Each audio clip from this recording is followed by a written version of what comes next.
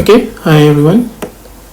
Apa khabar semua? Hari ni kita akan sambung untuk bab 4 chapter 4, carbon compound, sebatian karbon Alright, so saya gunakan buku teks versi bahasa Inggeris dahulu Alright, so kalau kita tengok muka surat 76, kita akan jumpa terus tentang 4.1 tentang various carbon compound ataupun kepelbagaian sebatian karbon. Jadi untuk bab ini kamu belajar first untuk 4.1 ni 4.1 you just learn about the characteristics of the organic and inorganic carbon. Alright, so first kali kamu tengok muka surat 76 ni tak ada apalah. Alright, so kalau kita tengok learning outcome di sini, yang kamu kena tahu first kali adalah kamu kena menyatakan apakah maksud carbon compound, sebatian karbon ni. Alright, yang kedua kamu kena pastikan, nyatakan apakah sebatian organik. Example, contoh, ini sangat senang sebenarnya. Kemudian inorganic, tak organik, dan juga contoh. Kemudian kamu bandingkan, we make a comparison. So selalunya untuk comparison ini memang akan keluar bahagian soalan kertas 2 bahagian C, soalan 11 ataupun soalan 12 yang A itu. Kemudian kita kelaskan, kamu kelaskan, dan seterusnya kita nyatakan hydrocarbon, kemudian kita nyatakan source of hydrocarbon. Ini kamu kena hafal lah, you have to memorize over here.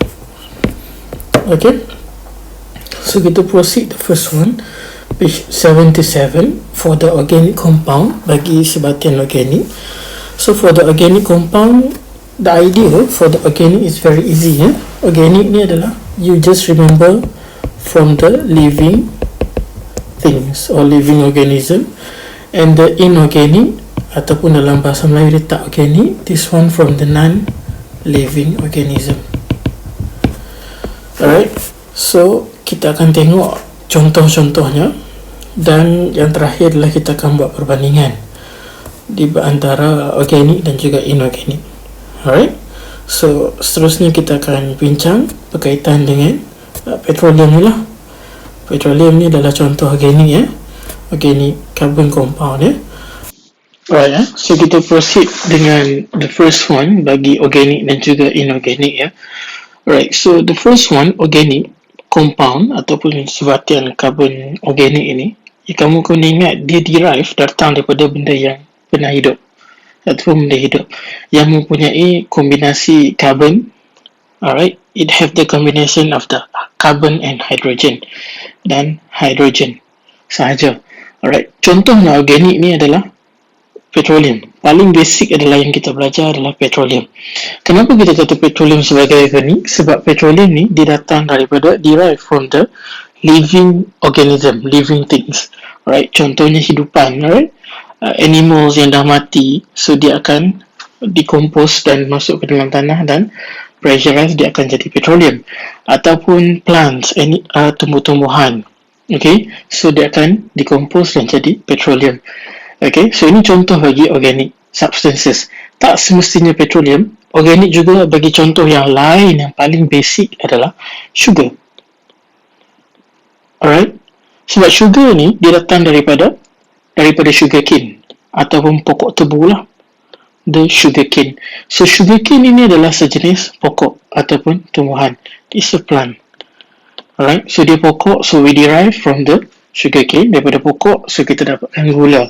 So you have the combination of the carbon and hydrogen, so that's why they become the sugar cane. Become the sugar. Simple kan? Alright, contoh untuk inorganic ataupun tak organic. Inorganic sama juga, dia ada carbon dan hydrogen, but it derive from the non-living organism, non-living things. Example like the sand, pasir. Alright, sand include the silica. Alright, pasir silika, alright, and so on. And also it comes from the batu kapur. Alright, okay, so the limestone, batu kapur. Alright, so this one normally from the cave lah, daripada gua. Alright, so this thing they never live before and they will not going to live after. Alright, so technically the organic and inorganic we derive it. Alright, so we can adapt and use it in our daily life. So that's an example and explanation of the carbon compound.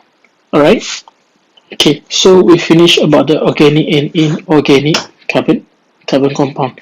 Next, we're going to make the comparison of the organic and inorganic. Alright, so we proceed with the differences. Kita proceed dengan perbandingan ya.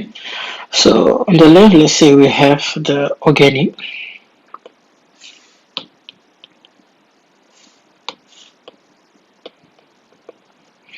And the right one is the inorganic. Remember, setiap kali kamu buat bandingan, every time you make comparison, make sure you make in the table form. Alright, senang untuk you buat perbandingan dan juga senang untuk pemeriksa nak semak you punya jawapan.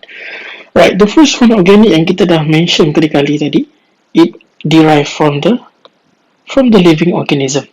Alright, dia asal daripada organisme yang hidup. Okay, so we know inorganic is the other way around lah. Okay, so it's derived from the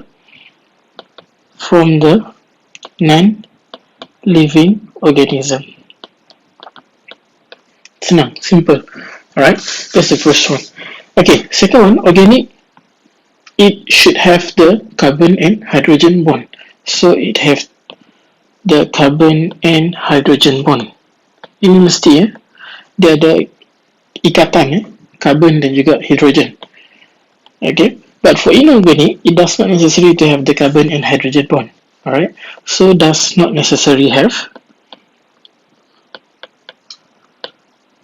carbon and hydrogen. Okay, it's very easy lah. Ini senang saja. Okay, so next. So because it's organic, you just remember already. It's come from example is the petroleum. So petroleum does not mix with water. So it cannot mix with water. So it cannot mix with water. It's very easy kan? Senang kan? Dia tak boleh cantum dengan air atau campur dengan air lah. The other way around for inorganic, so it can mix with water. Dia boleh bercantum atau combine, dissolve, larut dalam air. Alright, so organic, last kali senang lah. You just imagine this one is an example of the petroleum. So of course dia akan burn easily lah. Dia mudah terbakar. Okay, it can burn easily. So this one does not burn easily. I think this one is very easy lah. Alright, so kamu boleh buat perbandingan dengan senang. Okay, so idea dia, first kali kamu ingat organic ni, kamu hafal hanyalah dia adalah living things, benda yang hidup, datang daripada benda hidup. Alright, yang kedua, just remember example of the organic is the petroleum. So senang kamu nak hafal petroleum tak campur dengan air. So petroleum sangat mudah terbakar. Alright, petroleum ada carbon dan hydrogen. So for the inorganic is the other way around lah. Okay, it's very simple. Okay, so next part kita akan tengok sedikit untuk hydrocarbon dan terus kepada pecahan extraction of the petroleum. Alright, so untuk hydrocarbon, I think it's very easy. You just can identify from the name already. So it's the hydrocarbon. It's a one word actually, satu perkataan ya, hydrocarbon. So we can see it have the hydro and have the carbon. So hydro is come from the hydrogen and carbon it have the carbon. So they have the carbon and hydrogen bond. That's why the name is hydrocarbon. Okay. So next kita akan tengok untuk pecahan bagi petroleum ya. Alright. So for this one, I have the memorizing techniques lah. The first one is you just hafal is gay, pretty, nak kahwin dengan boy. Alright, so you macam agak offensive sikit kan dia punya memorizing techniques, but tapi ni senang. So senang kamu nak hafal First kali, paling tinggi, the top one is the gas. Alright, second one is pretty is petrol. Alright, minyak petrol yang isi kereta tu. Alright, And then this one is naphtha. And then this one is kerosene. This one is diesel. And the last one is bitumen. Okay, so gas is gas lah. Kita tahu petroleum gas ya. So this one is the paling tinggi lah kalau dalam chamber tu, untuk kalau kita tengok buku teks ya. Alright, so the top one, yang paling atas kita ada gas. Alright, gasoline. Okay, gas, as methane and butane. Alright, so itu yang paling tinggi lah. That's the first one. Alright, so this one is gas lah. Petrol, this one for the motor vehicles lah. Example like a car. Alright, ini untuk light vehicles lah, ataupun kenderaan ringan saja. Contoh kereta, motor. Right? Naphtha, this naphtha we used to make plastic. Jadi adalah kegunaan dia untuk membuat plastik. Plastik kita akan bincang nanti dalam bab 7 ya, yang akan datang. Kita akan bincang later. Right, so naphtha, this one we used to make the plastics. So kamu tahulah plastik kita derive daripada petroleum sebenarnya. Alright, it comes from the petroleum. Kerosene, this one is the fuel. Alright, ini adalah bahan api, fuel for the aeroplane. Okay, ataupun sebenarnya kita akan belajar juga, kita panggil sebagai jet. Alright, dia ada dua, satu jet, satu lagi kita panggil sebagai roket lah. So this one is jet.